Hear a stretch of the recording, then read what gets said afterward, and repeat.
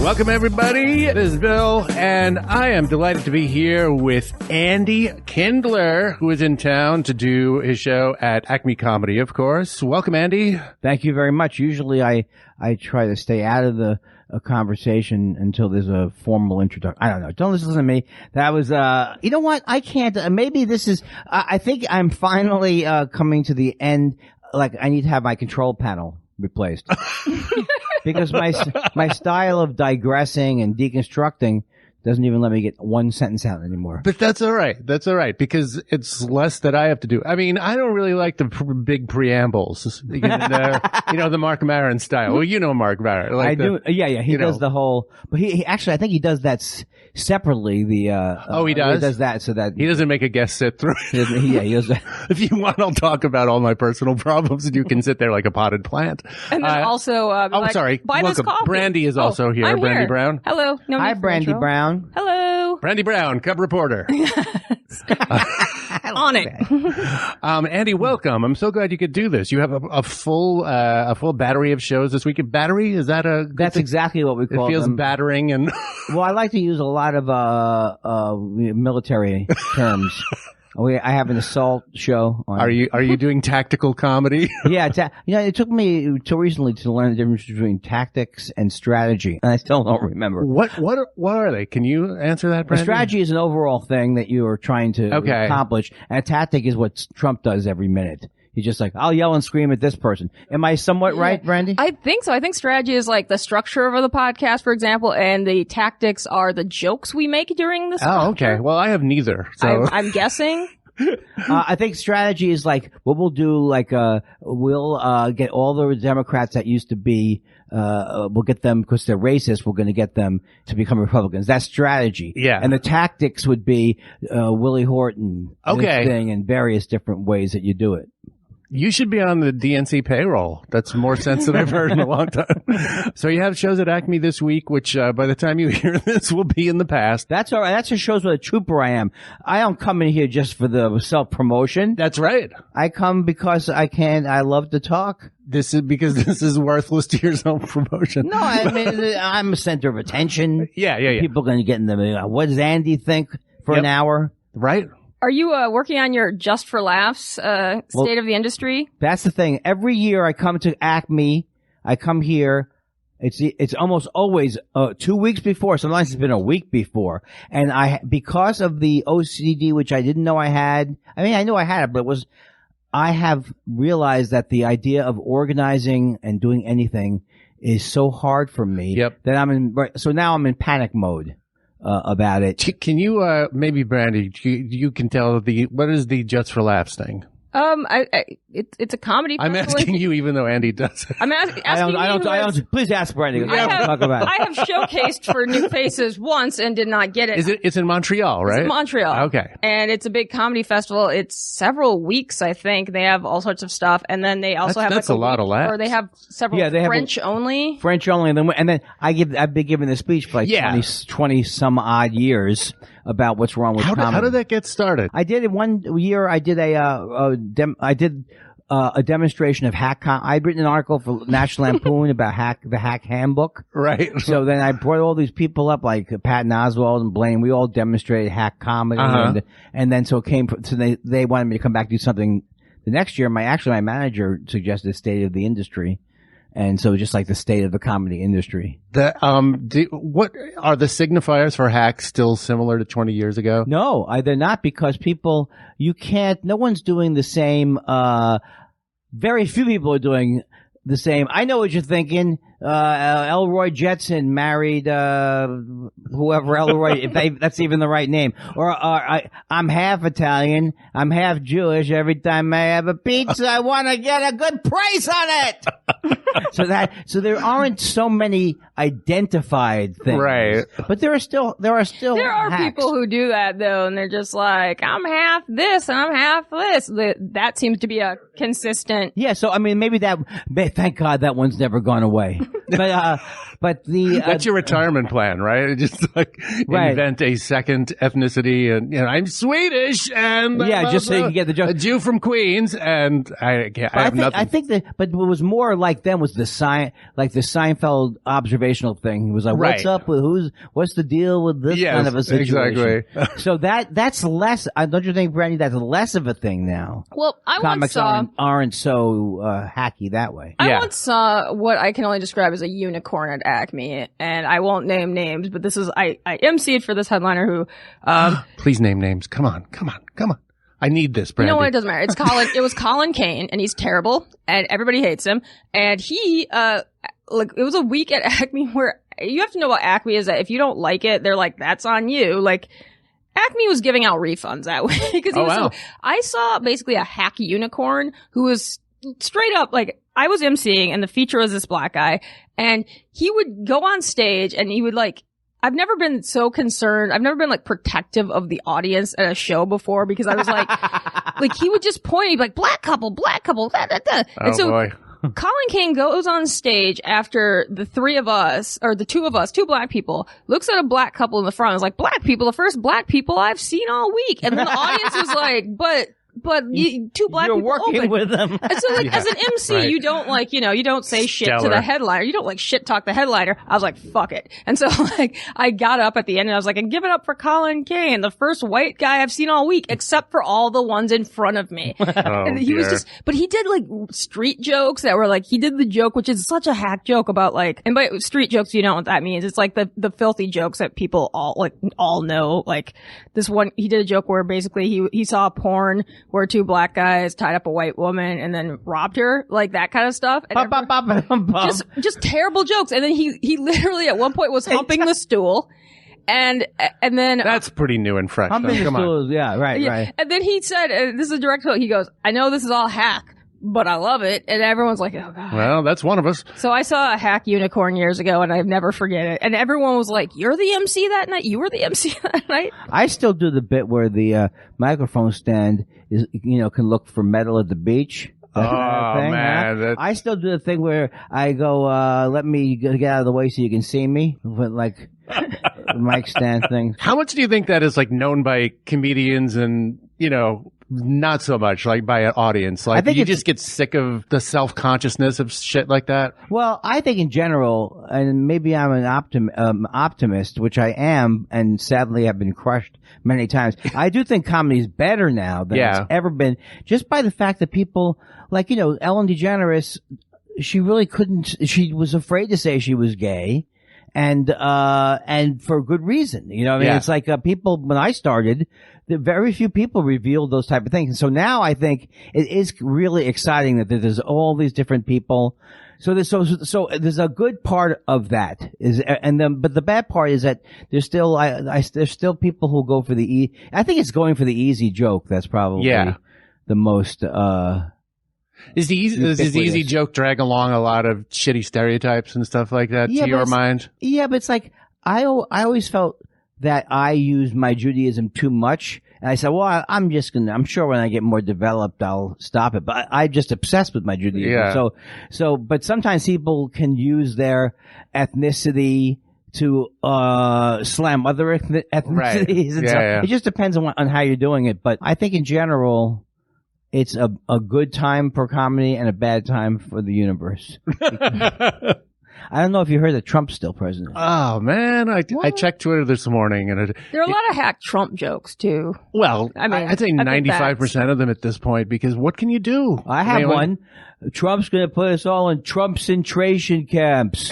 The greatest concentration camps ever made. I will get the Jews to pay for the camps. Now that's social commentary. Yeah. I mean, what are the bad Trump jokes? Just like he's huge. It's huge. Well, I think whatever seemed sort of new and fresh, observationally 4 years ago is now just. It's kind of like Chris cringe. Christie jokes, where it's like, okay, we get it. He has a weight problem, but that's not a really good joke. I don't like weight jokes. I don't. Because I think I have a friend named Sophie Hagen. I'm hoping not. She just wrote a book called Happy Fat. and she is she is like an activist, and just this whole thing is like, quote, fat people are the last group now that you can, like that's why Ricky Gervais is such a hack, because he's so, I wanted to get into that because yesterday I kind of, said on Twitter, just forced myself to say, I'm getting off Twitter for the summer. Bye, everybody. I'm going to promote stuff. But no, I'm weak. I'll be back in a week. I've done that the same thing. But it is the only way that I think I can stay off it is to announce it and have to come crawling back and, it's a disease. Do you, either one of you have OCD? Because it's an OCD trap. I don't know. I have depression, and I think I read an article somewhere that it's actually and I have ADD too, but it's actually like a coping mechanism. Like if you keep like clicking on like going to Facebook and stuff, some people like are like addicted to the internet, but it's like the easiest like soothing thing to be like, oh, click, scroll. And so if you just keep doing that instead of just doing anything else, it's kind of just your brain's like, I just need to go in autopilot. It's called the one thing that we call it in the therapy world is checking. So I say something, I consider myself Andy Kindler. He doesn't care. He'll say anything. But meanwhile, I tweet something. Let me go into the interaction area and see how everybody thought about that tweet. Then it just goes on and on because for me, I'm looking to be able to say whatever I want and then for everyone to love me. Right. So how do you have that problem in therapy? Because one time my therapist laughed at my joke and I'm like, I guess we're going to workshop this now. Like it was just like a self-deprecating like in conversation thing. Yeah. And she found it really funny what I said and I'm like, oh no, now we got to workshop this. So I just happened to find the greatest therapist, for me, and it's just all these things that I didn't realize is a lot of it has to do with my childhood, and my mom was depressed when I was growing up, so I didn't realize how much I hated myself before I got into therapy. When did you get into therapy? It was about 2 years That's now. all, huh? And I'm on Prozac, and I'm the oldest Jew to enter therapy. According to the and you just learned 2 years ago you had some form of OCD? I knew I had OCD forever, but I didn't think I was so stubborn. I didn't think I could do anything about it. In my 20s, it got really bad. I would drive down the street and I would say, was that a pebble I just hit? Or could that have been a tiny pebble person? And I would drive around the block and I would call the police and ask if anybody reported a pebble person being hit. And then I thought I started a fire in Yosemite because I had smoked a joint there, and then I checked the papers every day. So I've had it for a long time. I just didn't get help. And were you able to name you knew basically what it was? But the problem again is that everyone has certain OCD tendencies, right. So everybody's like, oh yeah, I wash my hands a lot too. Well, I don't happen to have the wash your hands thing, but people who have the wash your hands thing, it's not just, I wash it 7 or 8 times. It's all day long. Yeah, like it disrupts your life. Yeah. Is OCD related to, do you have ADHD? It is related. Exactly related. There's a book that I have no money in promoting it, and it's called Delivered from Distraction. Oh yeah. And Matt Hallowell. Yeah, and he writes about a lot. I didn't realize till I read that book. ADD and OCD go together a lot. Okay, that makes sense. Yeah, there's a local comic here who has an album. His name's Cy Amundsen, and he has an album. I love Cy. His most recent album, I think, that he talks about his OCD. Like I knew that. Like I didn't know until I heard the recording of it about a couple of years ago that he had OCD. But he talks about it in his set. So I looked that up. It's really, really funny. But he just talks about like. It's different from what I used to. He's always been funny, but what he talked about previously, but just thinking about that, and like he talks about the obsessions and how it would manifest itself in different things. Right. Like he became really competitive in sports because he'd be like, well, I think I heard this on a podcast too. Maybe he's like, well, if I don't in golf, get this score, then my uncle's going to die. So I have to keep doing it. Oh, so it is like that fantastical, like if I don't do this, then this unrelated thing will happen. Well, thinking I hit somebody on the street is to me fantastical, because you hit, it's like, so that's why I know that actually it helped me get help because this is not rational. Yeah. I'm sorry to interrupt. No, that's okay. No, my wife has a form of OCD where she counts everything. Yes. And so steps for her are a kind of like if you're going up to the Capitol building in DC, that's like heavy lifting because he is 180 Is she steps. counting in 4s? I don't think so. I think count it's one in by 4s. one. It's and that is a definite soothing thing. It's a self-soothing. Is it really? Thing. Yeah. Does it bother her or it helps her? I think it bothers her sometimes because she just, because she notices it now, and it's like, what am I doing with my mind at this moment? When you started Thought Spiral, a great podcast with Thank you.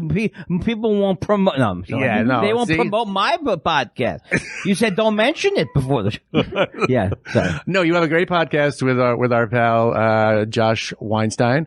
It's called Thought Spiral, which seems, very apropos given what you just described. I really like the podcast. How was you guys were friends before this, right? We've been old pals. Yeah, probably since the early 90s. And the way it started was, and the reason why it's worked, I mean, it's kind of a joke in a way, but he lives 4 blocks Sherman away from Oaks me. buddies. Yeah, so he lives right near me. And so it's become like a ritual thing for me. And it's perfect for an OCD person who can't finish projects. Yeah. When you have someplace to go and you know what I mean? So it's been great. And it's hard. I found that it's hard because I don't usually listen. That's a new thing for me. Oh, wow. Is that something you've learned in the course of the podcast? I've learned that in general with everything just in life. Tuning Josh out? No, acting with everything. It's like, right. I am so self-absorbed. Like right now, I'm sitting here and there's another part of me right here, like that old Superman episode where he divided himself up. I don't know if everybody watched the Superman TV show. George Reeves? Yeah, the George Reeves one. He divides himself up into something. So there's someone here observing. So like right. so far. Reeves? Yeah. No, George Reeves. Oh, it's weird that they have the same similarity. You are younger than springtime, Brandy, but there was thank you. I feel so young and spring. There was a Superman Reeves before that. Yeah. Wow. And so like right here, as this person right here has already said, Brandy was saying something about Psy, you cut in over there, now you're cutting in over. So there's a part of me that's always yelling at me. And that's the person. I can't get rid of the fact that I am aware of what's happening. Like there's an observer watching me. So just trying to get rid of it isn't going to work. But it's just trying, okay, I hear that and I notice that and I'm just trying to accept that these things, because I used to repress everything. Right. And that's not good. Is it fair to say that's part of your act too? I mean, I saw you at Acme maybe 2 times ago when you were here. And you are both doing your act, but you're also doing a meta commentary. Yes. And kind of weaving in and out. And it's great to watch. It's very entertaining, but is it just draining you of life force as it goes? Well, the only time that it really, I mean, that's why, people go, performing stand-up is really therapy. I mean, in my case, it really is like, I dread, like last night I dreaded it because you asked me how it went. It's like, I have here's the main problem with stand-up and everything is that I have no memory. So and the only way I can remember things is alphabetically. So if I have 8 bits, I'll remember them alphabetically, but I never do them the same way. Right. So my big fear, so I came up with, in the alternative comedy movement, not just the alternative comedy, we always had notes, we always had things, and so I can't say I'm my friends are like, just put the fucking notes out there. Right. What do you worry? And like, but there's another part of me though that doesn't like to be tied to the notes. Is there like a comedy macho that says if you're working with notes, you're just not a real stand-up? I think it's that some people might see you, like you wouldn't want to go on Letterman notes, right. But some people might see you and they go, oh, so it's just this whole thing. I'm constantly having this argument, regardless of whether I use notes or not, and I usually don't. I'll pull them out if I'm stuck. But regardless of it, it's all this thing that I'm fighting with. Right. That I just feel like I could just relax. I can't explain it. Like I'm constantly fighting to approve of myself or something. Because I'm afraid someone's going to say, you didn't prepare for your speech this year. Right. You didn't prepare for your act at Acme. These people come here expecting a professional. It's like all of these voices, that is this other voice that's not, it is me, but it's a mean me. Right. But that is part of your act, and part of the funny part of your act, I think, too, is that the way you weave that through. Do you feel like if you get well, like if you find a little more peace with that part of your act is going to go away or diminish a little bit? I can absolutely guarantee that part will never go away. Had I, now that because I've actually looked back at everything. So for example, I didn't realize before I got help for OCD, when I was in comedy about 4 years, and for a solid 6 months, I'd be on stage and all I could think of is, you're holding the mic in your right hand, you're gesturing with your left hand, Jesus. you're not in the moment. So I think if I had gone for help then, I would have struggled more with am I going to lose my stream of consciousness? But it has affected my comedy in no way. Getting help for it has not affected my comedy negatively because I'm always going to do those deconstructive things. It's important we hear more of those stories where it's like, nope, actually getting help actually helped me do my job better. Thank you. All right. Yeah. It's like people are just like, oh, it'll change how I write. And I'm like, well, maybe you're on the wrong medication, but you can work with someone to get on the right one. Like, people are so... It is unbelievable to me, and I've talked to some, but I shouldn't be unbelievable because I resisted it for so long that people are so believing that medication is like a horrible thing to have to resort to and it's going to change your personality when it's like my therapist explains to me what I have, first of all, goes back in my family as far as I can remember, my aunt, my cousins, and it goes back to the days of freeze, fight or flight or freeze. Yeah. And so it's just, so to think of it as like, there's something wrong with getting medication, it's just crazy in a way. I lived like that for the better part of 2 decades. You were on medication? Yeah. And then when I finally got on, I was like, oh my God, what did I put myself through that for? Did you get off of it? No, well, I got on. You were resistant. I was resisting it. I just thought, it's going to change me. I mean, you do have to play with it a little bit because I got pretty fat once with it. I almost died on Paxil.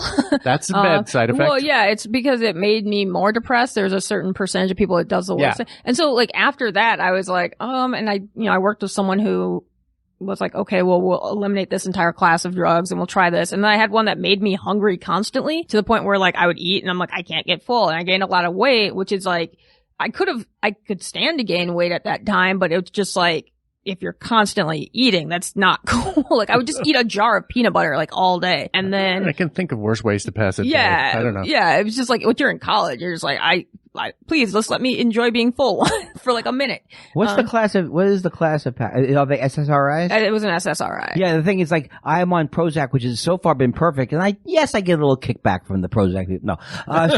But when I'm on 40 milligrams, but I was feeling so good from it, I kept going up. Because I was, if it's going to help with that. So when I got to 80 milligrams, I started to have those things where it has the opposite effect. Mm-hmm. It increases sometimes the problems. And then I came back down to 40 and now, so that's important to know how to, titrate. I don't know what I'm saying. I don't know what these words mean. Titrate. That sounds right. No, I know. BID. Like titrate is like mixing in your blood. I've never heard that word before, but I was absolutely fooled by it. I mean, it sounded authoritative. I have a lot of words like that. I'm ubiquitous with those kind of. I'm often phlegmatic. So Ricky Gervais, are you tired of talking about Ricky Gervais? No, I'm not tired of it. Because he came back last week. I know, it seemed like he had laid low for a while, but maybe that's just, I wasn't noticing him. But he decided that he, was going to go on the free speech warrior trail again. I know. Against, because of the Antifa or Antifa. Yes. Or Anti-Fae. Because some guy got, punched and slathered with milkshakes that had quick drying cement in them was the bullshit story. Right. And the thing is, this guy is such a he is so, if you are a type of person who has to never admit that you're wrong, it's ridiculous. I'm close, but I'm not all. But so he's, in other words, he doesn't know anything. Like, if you add up how many people have been beaten up, which is a bigger problem? White supremacy or some debatable faction of Antifa that you think you're throwing. It's not even a comparison. So he gets on and says something stupid about and then when people point it out to him, he goes, oh, well, I'm saying it's bad on both sides. No, you're taking an issue you know nothing about, that you're ignorant about, and you're weighing in as if just to justify your stupid comment. Doesn't he also search his name? Yes, he does. Which I can confirm that because I slammed him once on Twitter and he found me. I didn't at him or anything, and he got into it with me. And did he quote tweet you? What the hell is wrong with you? Yeah. To his yep. Terry Crews did that to me. Anyone who searches it, like, you should, if you're like a public figure and you need to be on top of what you do, search your name. That's okay. But searching your name and then like replying, especially quote tweeting to like your millions of followers. Like, what is wrong? Like, everyone who does that, like Cardi B does that, who I love Cardi B, but like Ariana Grande does it. Like, stop doing that. It's also not healthy you're a big star. You don't need that kind of feedback, and it's not healthy. It's so much negativity. But I do think there's like a whole other degree to it if you're actually searching your name. What he does is, and this, I mean, because I've had a feud. I had a feud with him to the point where Has he finally blocked you, or no? Well, it was a whole thing where he wouldn't block me and he wouldn't claim to know anything about me. But there's this guy who wrote this horrible review of me, and just because I blocked him. I had an argument with him. I blocked him on Twitter, so he just started to go after me in every format. And Ricky Gervais, puts out whatever it is, not just retweeting, but on Facebook, so all of his fans see it. So he's sicking his fans on me. Yeah. And he's just a bully. He's just like did you ever find him sort of funny on The Office? Like, I love the early Office. And I loved, I even liked the original like podcast that he did. Oh, and even some of the episodes of Extras. But since then, my argument now is maybe Stephen Merchant was I think a lot of people are coming around influence that made him be not so horrible. But now it really is true that he is that character, David Brent. He is a bully. And if you look at he's constantly bragging about how rich he is. What comedian have you ever met? Well, I'm too bad you don't like that. I'll go back to my mansion now. Yeah. And take a That's nap. Trumpian. I mean, that's like. He is Trumpian. It was funny watching him be the uncool person in that, the show with, Chris Rock, and Louis C.K. and, Jerry Seinfeld with like, it's like, why is Ricky Gervais there? And everyone's like, cause he produced it. And you're like, oh, you invited your cool friends over to hang out with you. That's adorable. But he thinks, that's the thing. He thinks he is the most accomplished stand-up in the world because he has these shows where everybody knows who he is, and he just, he'll tweet, I'm doing new joke night, so come on down to my who lives this way. He's a real Johnny-come-lately to stand up too, that's right? what I was wondering. Okay. Yes, he did like one-man shows before this. Oh. And it's just insecurity. It's like I have insecurity too, but I'm aware of it. Like he's like got that thing where deep down he does, like he hates people based on their weight, and because he hates himself when he gets. Well, I'm sure you're aware of the early pictures of him as a new wave rocker. I love those pictures. And drudge. I've not seen those. Oh my God, you got to do yourself a favor and look him up. It's I think his band had this super pretentious name like Shiona Dancing or something. I mean, it's unbelievable because he's got this little silk scarf on. He looks like such a little twat. But Ricky Gervais is not, he's not that smart either. It seems to me. No. Like he had sort of a native smartness / meanness about comedy, and performance. But his arguments about religion, about everything else, he's such a just mean, like dopey undergraduate. Mean, horrible atheist. Like I grew up with nice atheists. This is like a mean, nasty. And then he always, like he tweeted a couple weeks ago, I studied history and this for many, many years. You've studied nothing.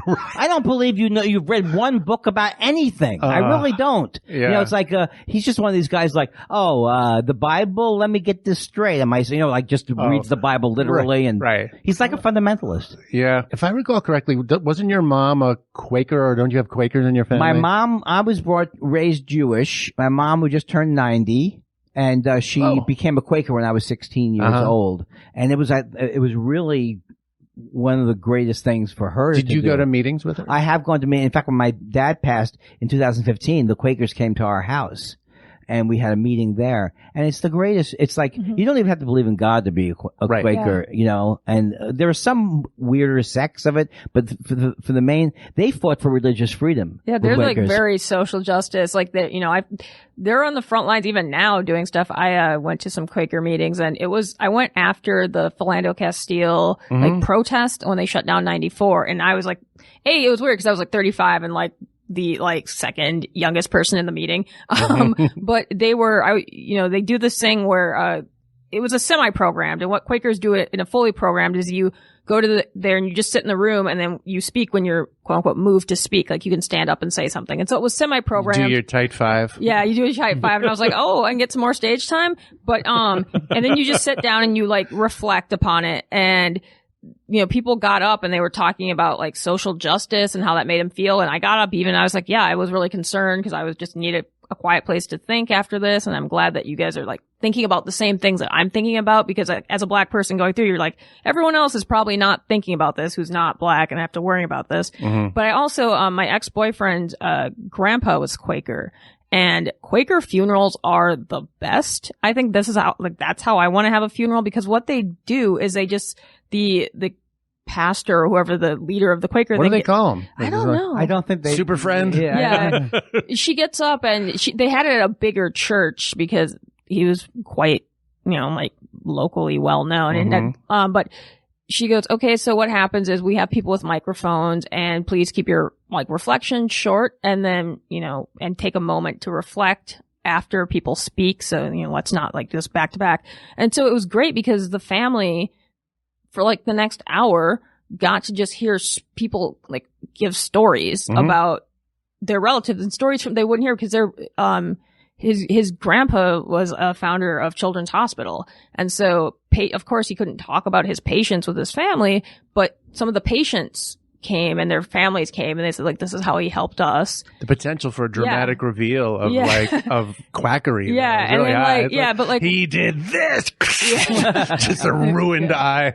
But it was like really cool because you never even, when you go to a funeral and you hear like eulogies, you just hear things that like, the family knows these things, but but then everybody's learning stuff. And I was like, that's so great that people also get to, share things that you never knew happened. One of the angriest people who's a friend of mine I've ever met, who is an actor, started going to Quaker Meetings about 20 years ago. It's done him a world of good somehow. I mean, it's a really good community there. Yeah, who's that? Sorrell. You know what I'm talking about? He's I'm afraid not. Illustrator, George Sorrell. Oh, yeah. He wrote a book, and he's actually an atheist, and he became a Quaker, and he was raised Jewish. But like one of the jokes, Quaker jokes, is like, oh yeah, some of my best Quakers are Jews.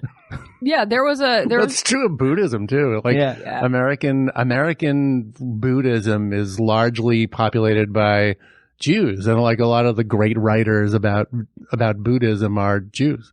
And, I don't know, it just seems simpatico in some way. Ram Dass. Oh, yeah. One of my favorites. He was.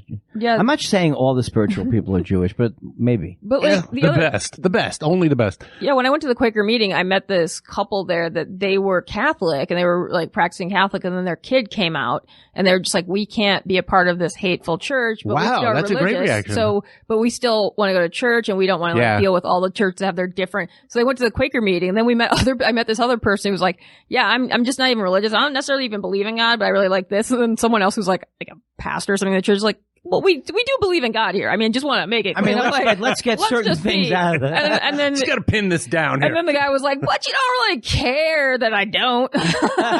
Just don't wear like a t-shirt. Yeah, so. I mean, like God's gonna come up with some of these hymns and stuff, and and then they like people can just give a when our kids were young, my wife and I are both ex-Catholics, and we were like, we certainly don't want to go to the Catholic Church because we were kind of done with that a long time ago. But we both thought, we did get something from it. Is there something like that? So we tried Unitarianism. I've been to one of those things. Yeah. I think it shifts a lot from church to church. It's really personality based, but they're so ecumenical and they're really loath to like pin it down on anything to the point where it's like it all becomes about process and administrative shit at its worst. I have lapsed Catholic friends who like don't believe in the teachings, but they like the ritual of it. The bells and smells. Yeah, and so they go to that and they're like, I really like the ritual and and they go at Easter and just for like nostalgia. And then then I grew up in like I think they were pretty much like non-denominational, but Black churches where it's just like, well, this is going to be 3 hours of my Sunday. Oh, yeah, well. Like the pastor will start singing a medley and you're like, why are you singing a medley? Just one song. What song is good? And then he'll be like, hey, and then just go into another song. He's like, damn it. I just want to go home. I'm hungry. That's universal, huh? Just wanting to go home. Yeah, I just want to go home. But like 3 hours, I mean, it's like, if there's a football game that might save you, you get out of there. But my grandma is always like trying to guilt me into going to church with her on Easter. And the church that I heard my mom go to was kind of a more like they like to pride themselves on doing things different. So they'll have like a dance team for kids, or they'll have like a sketch or something, or they'll do like skits and stuff. And I was there with my grandma, and this woman gets up to do like an interpretive Easter dance. and my grandma my grandma's like, I'm trying not to laugh. My grandma just loses it. It just starts laughing, like head in her hands. And my grandma's really light skinned, so she's like turning red. And then the usher comes up to my grandma and is like, Miss Dolores, are you okay? Because my grandma's just like shaking in her like chair, trying not to laugh. And they're like, Miss Dolores, are you okay? And my grandma turns to the pastor and goes, it's okay. I'm just touched by Jesus right now. And then the usher's like, oh, like bless you too. And then I just turn to my grandma and go, you just lied in church. And then my grandma goes, yeah, but I'm saved, so it's okay. Yeah. She got the get out of jail free card. Yeah, I was like, you can't, what?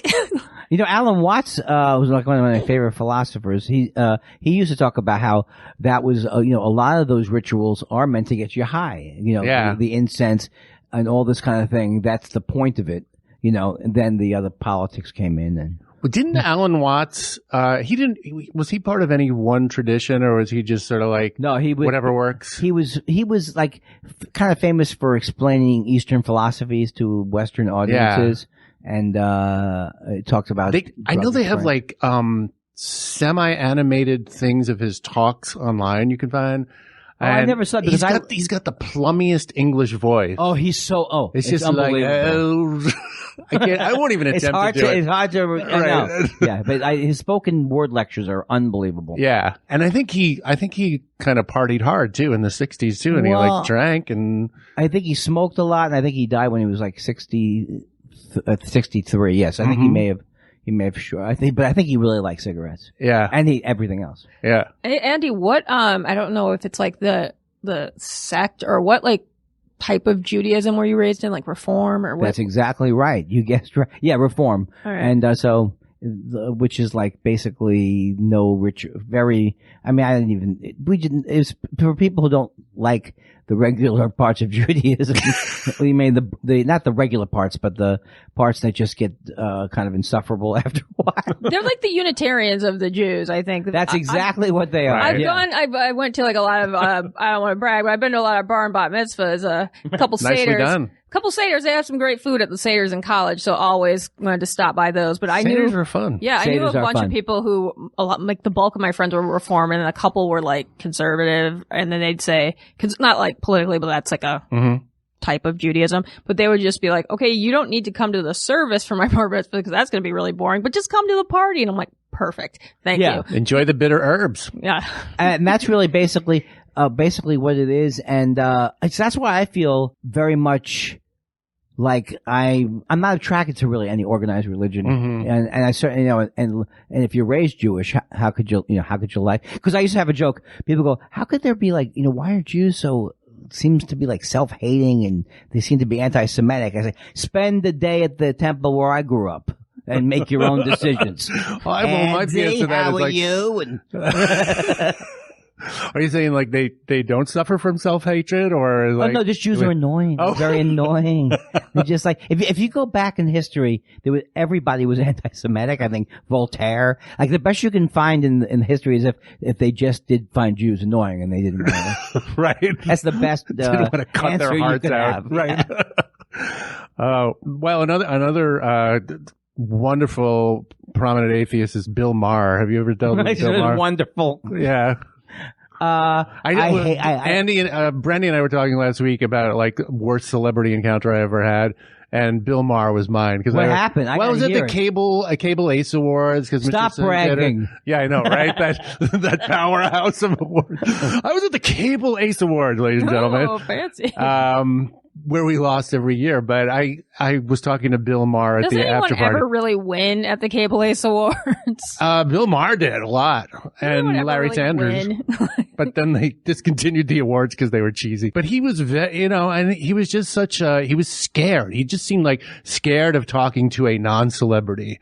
And I was not even going to spend much of his time, He's such a weird little fucking rat. Angry, also mean. hack with his racism. So oh boy, like yeah. Anyone who knows Keith Ellison would never, or even or who's ever seen Keith Ellison or Obama would never be like, oh yeah, they're a big like thuggish guy. Like I'm like, no, they're just Keith dorks. is about 5'6". For one thing. Yeah, and they're like they're just like wonky dorks who are black. Yeah. Like I don't know, but he always has those, and everyone's like, nobody. What are you talking about? When did he slam Keith Ellison? Well, he always just talks about like. I forgot what he was talking about. Is it just part of his it was like one of those anti-Muslim one of his shows Jeremiah ads? He's done that too, but he's also talked about like when Keith Ellison was like going after Republicans because his whole obsession with like being harder, like the black man who should be like more like. Well, that's the thing. He goes, that's what he used to go. I wish Obama was the black guy who was. Oh, I see. Yeah.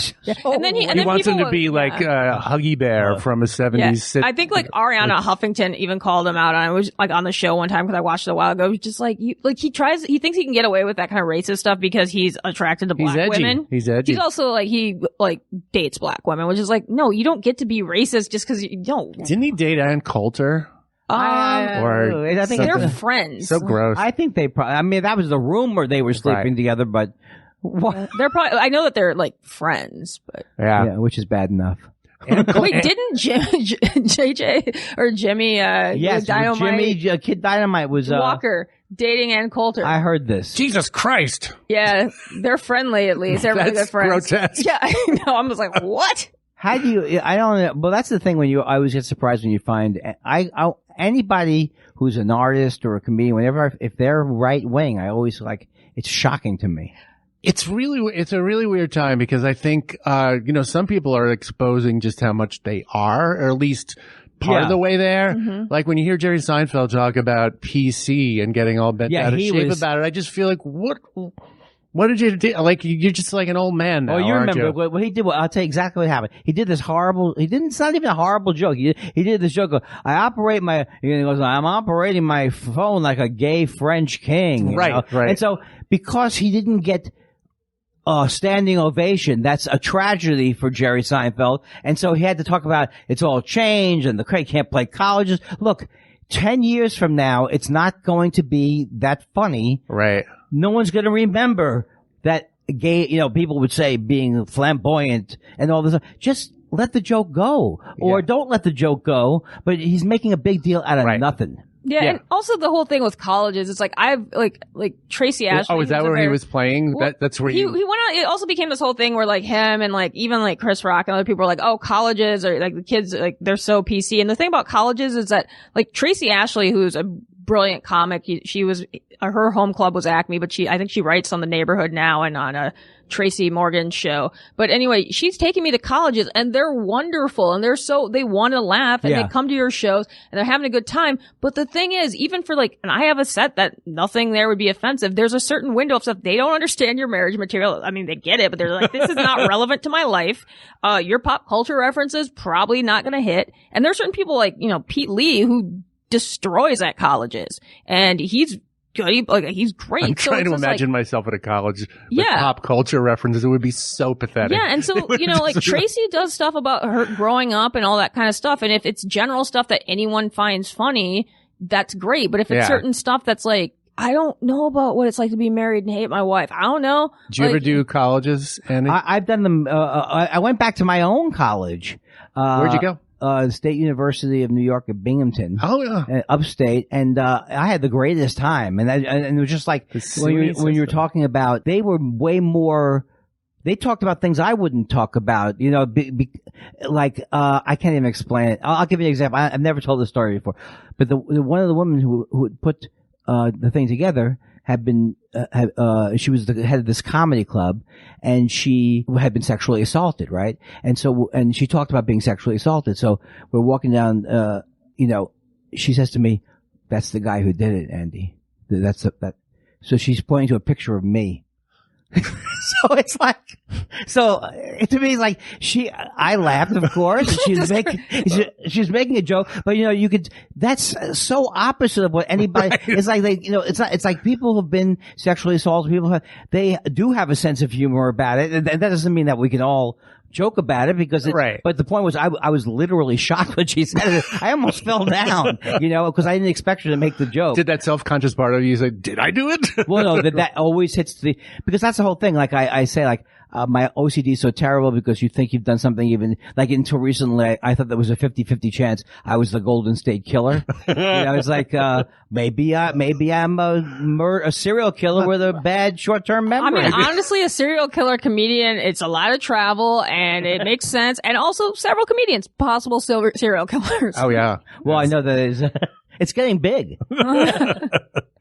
But I didn't mean to throw everybody off with that story. But the thing was, I was embarrassed by that for the exact same reason. Like you're saying, like, she's pointing to a picture of me, like, in my mind, it's like, what if she then later said, it's like, that OCD is exactly that. That's the horror of it. Do you feel like it's carrying along a lot of guilt too? Like, it's like, what do you mean? I don't know, like OCD, because, if you imagine you've done something wrong or you're not living up, like, what is that about? Well, yeah, I even say, like, one of the things I said in my act is like, I just would like to, the Me Too movement, I would just like to apologize to anyone in my 20s for the wanted advances, let alone the, it's like, this was something you greenlighted and it still wasn't very good. So because if you're, I've looked back on in my life and I'm not saying I was a wolf, but when I was single, I was like, wanted to have sex or whatever. So you could always see how things can be. Right. But because I have OCD, I don't have the part of me that goes, Andy, you're not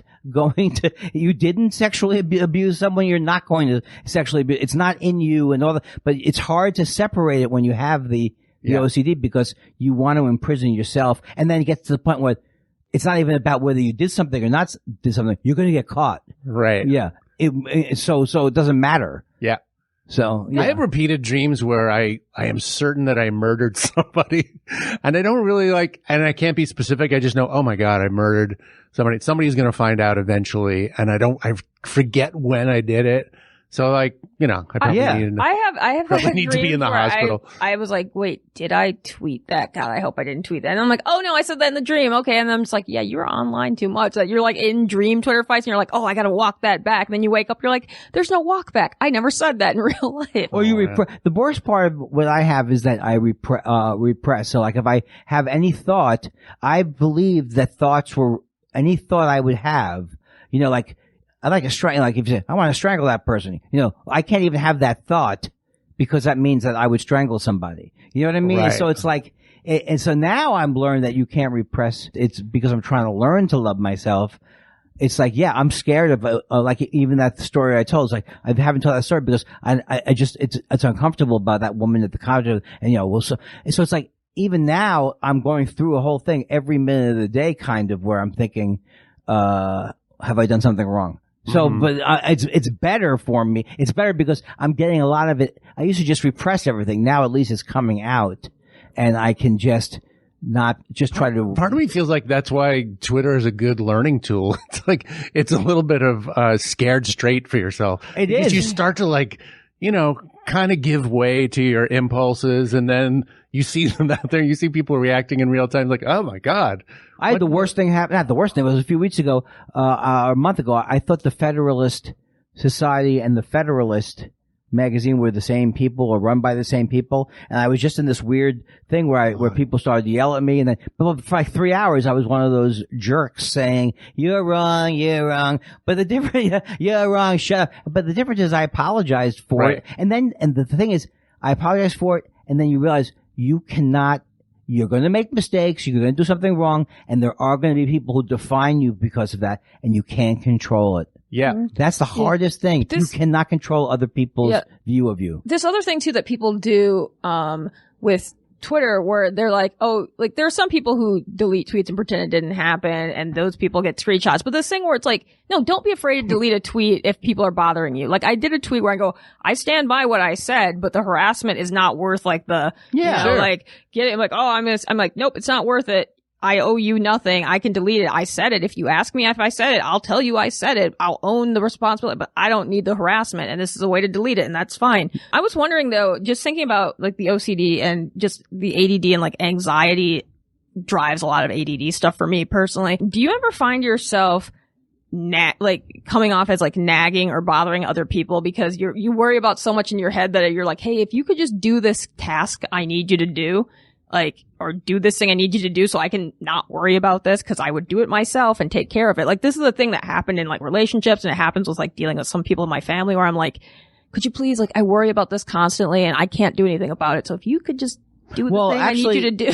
It's actually one of the things in that Delivered from Distraction book is that it tells you that if you can delegate things, that actually is very helpful. Like, so what I used to do, would spend like 25 minutes, 30 minutes making sure the tip I wrote on the restaurant was right. So now I write the tip and I give it to my wife. And she says, you did it right. And she has nothing attached to it at all. It's right. like very easy for her. Now, and then I get it off. And another thing was like, I would take so long to send contracts back and I would just agonize it. And then I finally asked my manager, can you fill out these contracts for me? And it's like, that's very helpful to get people. Is that what you're saying? No, I mean, delegating is good too. Like, also, I'm a huge fan of if you have the money, throwing money at the problem to make it go away is awesome. Like, if you need a cleaner and you can hire a cleaner, like, do it. If you can it's like, if you can hire movers, do it. But I just mean like things that you can't delegate. So for example, like, my mom, I need her to go to the doctor for something. And I'm like, please go to the doctor. And like, you should really get that checked out, or you should really get that checked out. And it's like things that like aren't urgent, but like I would just come off as nagging because the nagging. Oh, I see what you're saying. Because it's like bothering me so much, and that's, healthy concern for someone, but it would do other things. I'm like, hey, make sure you look at this job thing I sent you, or, Well, it's like my wife who doesn't have full OCD, but she does have a cleanliness thing. So if something drops on the floor, she can't, she won't eat it. So she'll be, she wants the house as clean as we can keep it. And so I don't get like mad at her about that. I realize that's, she realizes that it's part of it's a compulsion, but part of it makes sense. So I think that it's like, hopefully the people in your life will realize that. Do you find it's hard to back off of what you're worried about? I think I'm one of those people where I'll just tell people about it so that it's like out there and then move along with things sometimes. But if it's a thing that like the person that's all you can do, right? Right. But if it's a thing where like, I'm not trying to get very specific, but it was in a past relationship. What do you want me to do, Brandy?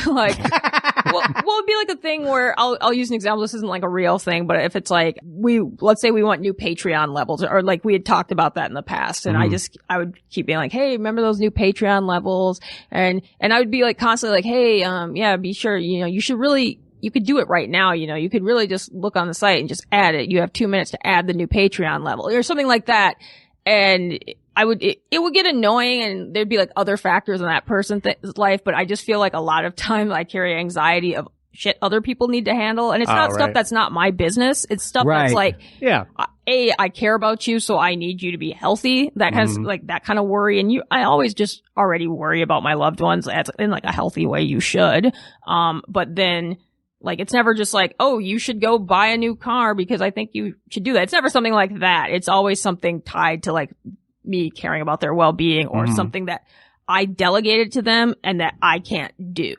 Well, one thing that really has helped me, like, because I could hate myself at some deep level that I didn't realize, I would always draw the wrong conclusions from everything. So if my wife was looking at me one way, I would say, oh, she's just thinking this. Or is it always the most sinister interpretation? It's the most sinister interpretation. Like, if she thinks that, she wants to clean the bathroom more, I'm not cleaning. She's like, I'm thinking she's saying I'm a horribly dirty person who's, irretrievable. So through therapy, realizing that I am almost always wrong, certainly to the degree that I think people are thinking things, and the judgments that I'm thinking they're making, those are judgments I've made on myself that I'm a horrible person. Then if I can let that go, then I can actually listen to whatever it is the person's asking of me, because I'm not going to she's asking me and then she's saying to me, I'm horrible. And so I can't deal with it. The fact that I'm horrible, so I'm just going to have to fight it and say, I cleaned that up as good as I could.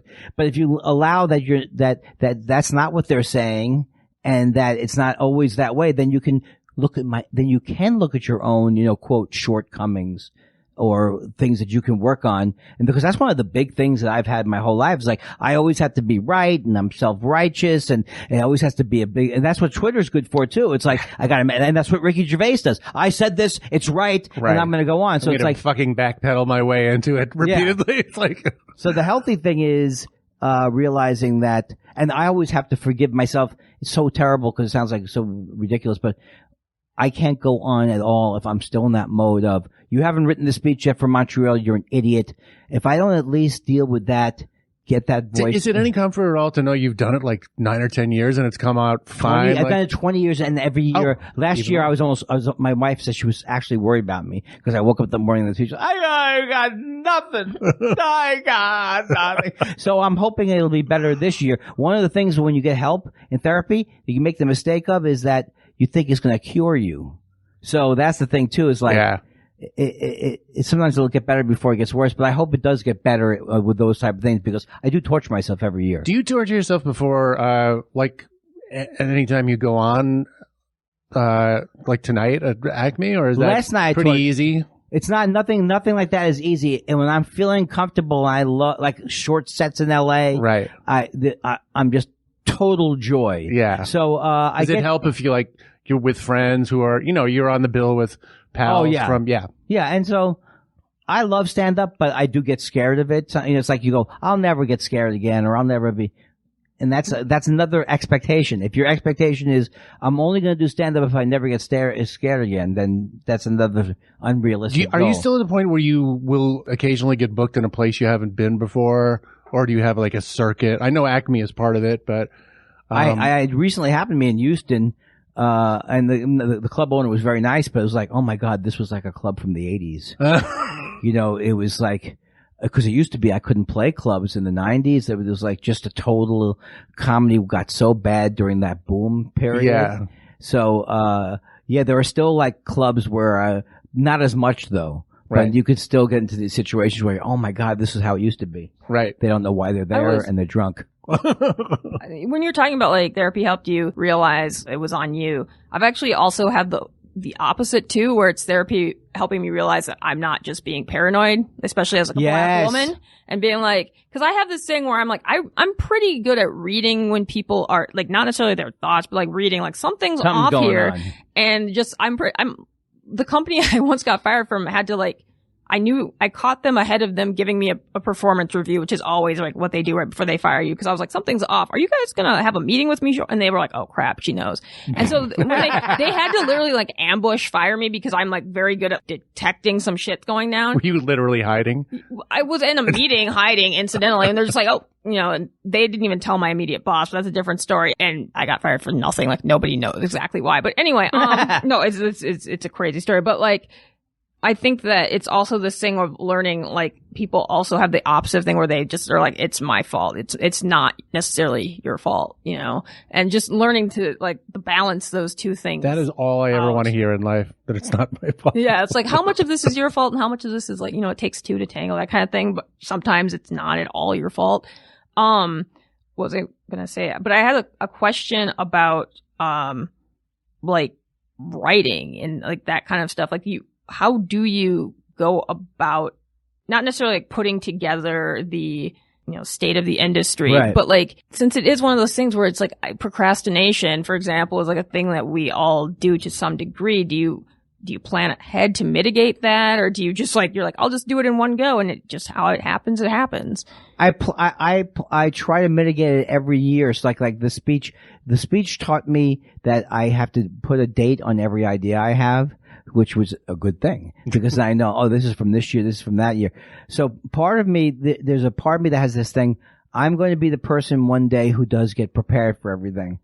And I have to accept that maybe that will happen. Right now, it's not currently happening, but it is, I'm constantly telling myself to relax and, like I have 2 weeks now. So it really shouldn't take more than 2 weeks to figure out this speech, but the procrastination thing is a terrible lifelong problem for me. But the other problem is just getting so angry at yourself does nothing. And I'm still learning that lesson because sometimes I can't. It's like, the speech is 2 weeks away. Are you going to write or you're not going to write? Are you going to write? Because like left to my own devices, I would just, if I do stand up, I write an idea down but there's no pressure to collect them and to collect my ideas. So it's one of those things where I definitely try to mitigate. And Josh Elvis Weinstein has written the speech with me for the last 3 years. So and that's been like a life-changing thing. He is really buttoned down, Josh. Yeah, he can really organize things when I'm out to lunch. I was kind of thinking when you mentioned stand-up where there's no timeline or anything, that actually is probably I would say my number one problem with stand-up. Like I generate so much material, but there's no forced incentive to do anything with it. And then I think about how stand up, because I like to watch a lot of sports, and I was watching the Olympics, and you'd hear these stories about young athletes or younger athletes who the coach would be they weren't disciplined, and they found this one coach who could communicate with them and train them and get them to get into a routine, and look how well they did. And stand up is a bunch of people who have to be very, very self-reliant and very, very disciplined to do well. And it's hard already to do that for most people. Right. And it's just anything. There's no coach. I'm imagine if there was a stand-up coach. You'd be all right, you're doing 10 jokes a day. You gotta turn this stuff in. It worked. I think you should hang up your shingle there. Yeah. That sounds I mean, but I don't want to you can't teach people how to be funny, but you can teach people how to structure their time and how to best practices. Yeah. Which I don't know. I wish I knew. I wish I want to hire a coach. I bet you would find it easier for someone else. I've taught writing a lot, and it's you fraud. You teaching people all these great tips. Yeah. I've tried accountability stuff with other people, but I'm just unless there's some due date or something, or someone constantly, because we're all adults, but unless there's someone just constantly treating me like a parent relative to it, it's gonna fall by the wayside given all the other stuff. I have an album, it's called Hence the Humor. It's supposed to have come out 3 years ago, and the label that I'm doing it with, they didn't I can work well if someone goes, you have to do this, you have to do that. So it's all been self-generated, and I know it's gonna come out, and then but again with me, it's two things. It's the album hasn't come out, you idiot. That doesn't help me, but there is a way that I can get past that and start to make, I'm getting things done better than I usually get them done. What do you need to do on the album now? Is it all recorded? I just have to do everything's done. I just have to come up with the thing. The problem is to find a graphic designer, because my wife is a really brilliant photographer.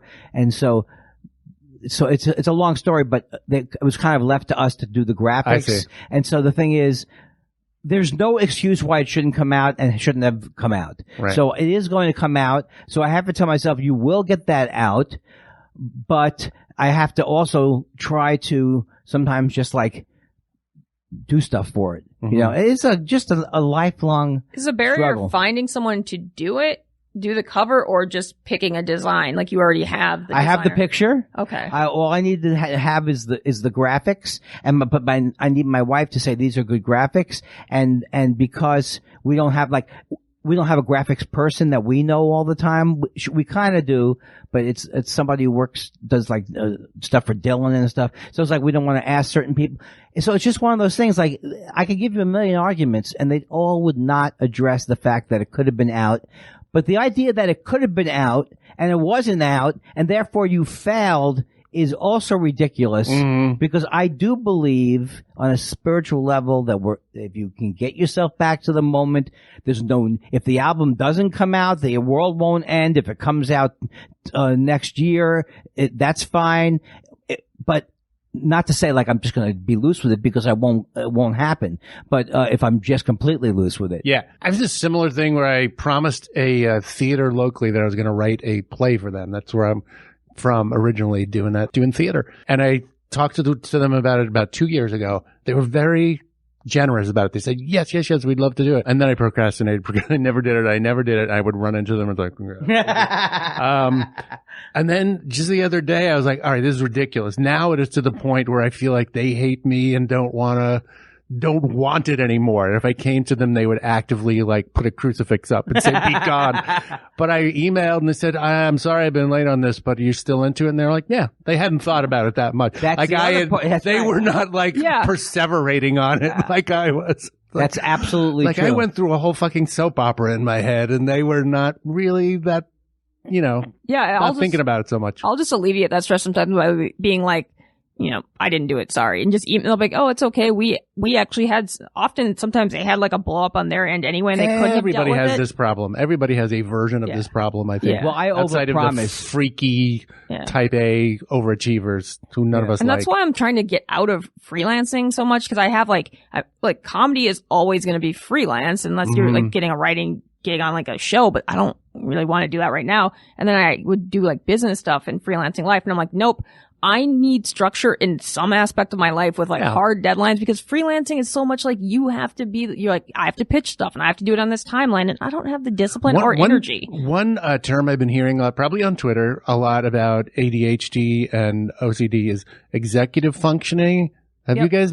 No, do you know what that means? Yeah, it's like your higher order functioning, but I forgot what it was. But basically, it's like the part that prioritizes tasks and makes them important or not important. Mm-hmm. And my wife, who has this, says that is my problem. She has a job where there's these many things to do. Only these 3 are really kind of important in any way or need to get done. But instead, and this is where she tortures herself, it's like all 15 of these need to be done because they are all urgent and I can't get to any one of them because of that, because it feels like a tidal wave of responsibility. I hear that. Yeah. Well, lists do seem to be the answer. Yeah. And then having like 3 or 4 things, cause I can think, oh, you'll remember but you don't remember. I never remember. I put everything on my if it's not on my calendar, it didn't happen. I also, what also helps is if you have like 3 things, like it doesn't go on the calendar if it's like a task that isn't like time sensitive, unless like a few things that I really just remind yourself to ask about this tomorrow. But also just before you go to bed or something, like just have a hard cutoff time of what I do is I have a hard cutoff time where I'm like, nothing is getting done during this time, so let's not even try. And then like, these are the 3 things that tomorrow when I wake up, I do, like, and not even like look at the list and be like, these 3 things have to get done. And then whatever else is like, great. Bonus. That's a good system. That's awesome. We should let you go pretty soon. And what do you do? What is your ritual before performing at night? Well, good lunch and a nap.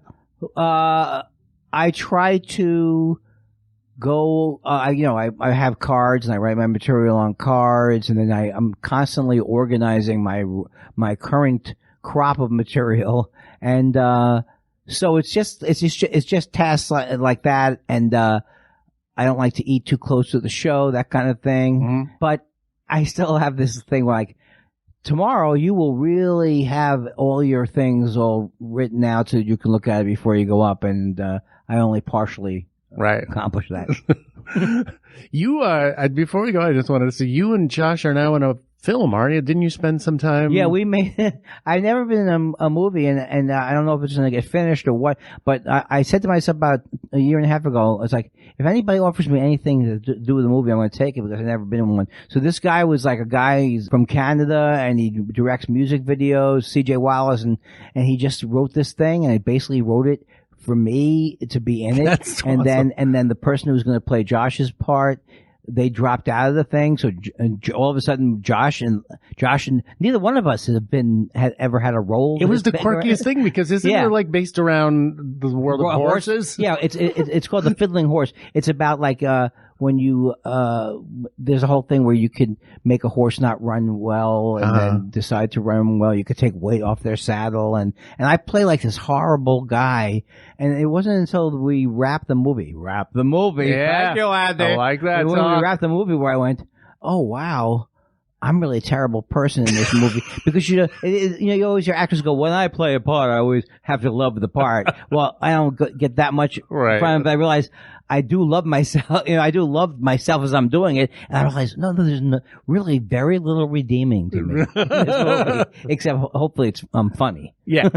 Did you start as an actor or more just a comic? I was a musician. I started as a singer, songwriter, guitarist, and And then I kind of, I moved to LA after college and I was going to do music and then I just stumbled into comedy. Oh, wow. So. Do you still do any form of that? I do still play music, but and I've actually in the last few years, I wrote a couple of, I never wanted to write funny songs. I actually wanted to call myself Andrew Kindler as a writer. I mean, I had this image, even though I loved Randy Newman and all these people. Yeah. So, but I would like to get back more into it. I don't do it as much as I'd like to. So I could lie and go, yep, every morning, half hour. It's on the list. Do you have any music online or available or listenable to? If you listen to Thought Spiral, you don't have to listen from the beginning. They're all called test shows. But so the test shows are at 113 now. So the test show about a few weeks ago, and it'll say in the description, I actually found some of my songs that I played in bands. So two of those are up. Oh, that's wonderful. So you don't want to become a novelty comedy songwriter? No, but I mean, I used to be such a hacky thing when I used to go on the road because it'd be like one comic, I hope he doesn't listen to this podcast, Fruit Loops. Don't worry, nobody does. Fruit Loops, one of the 5 food groups, that kind of a thing. So, but then when Fly the Conchords came out, and then I realized, Randy Newman is hilarious, even though it's not exactly fall down funny. Now I'm way, way more open to that, to that kind of thing. So you're going to be packing a guitar in your next... I used to scare comics on the road because I bring my guitar on the road to play. But they were like, oh my God, it's going to be in the act. What if, for the state of the industry, instead of your normal speech, you did a Randy Newman thing and you did a song about friendship in the industry? Are you talking about the Toy Story kind of song? He always writes songs about friendship. He does all sorts of songs about friendship and getting along. Because this is like I'm a Randy Newman defender. It's like, oh no, I like him. I know, but it's like those songs he writes for the movies are different than he's written songs. Have you heard his Sail Away or that whole album? I have not, but I'm always delighted by his music. I love the Monk soundtrack, the Monk theme song, and but he wrote a song about he wrote a song about slavery that you can't even tell that is about slavery if you're just listening, because it's a beautiful song, but it's a song that's trying to convince people we're going to bring you over as slaves. It's going to be wonderful, and you're listening to this amazing song because the person in his songs is not him. It's which still gets me hard to get used to, that he's portraying somebody else. So I love his movie music too, but the music I started out with was like his Short People and Short People. I love L.A. Yeah, like Short People has the greatest bridge. He goes, short people are just the same as you and I. It's all these things like he's so sarcastic. Yeah, he's pretty great. Yeah. I didn't realize until recently he's part of a Hollywood composing dynasty. Lionel Newman and all these. Yeah. And he did that style that he adopts, almost like the New Orleans ragtime guy, is not really what he's from. He's from... I know. He's from... He is someone who has, I think, read history, unlike Ricky Gervais, because he just that album "Good Old Boys" is unbelievable, and he talks about the South, and he writes beautiful songs about horrible things, and so it's just a weird. I can't even describe how life changing it is when he does it. But the Good Old Boys and Sail Away are the two greatest albums, I think. Cool. I'll have to revisit them. And I just love the Monk theme song. What is the Monk's theme? It's like, it's a jungle out there. Oh, I didn't know that was his. Yeah, it's cool. Does he not sing it, or does he sings it? Yeah, he sings it, and I think there's is he one of those guys who he has a couple of different voice modes? No, it's mostly kind of like you got a friend in me. Yeah, I can tell when it's like him singing always, but. You got a friend.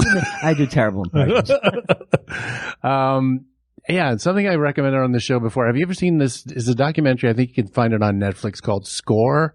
And it talks about movie score. It's really great. I wish it were like a mini series, but that's where I learned about the Newman dynasty.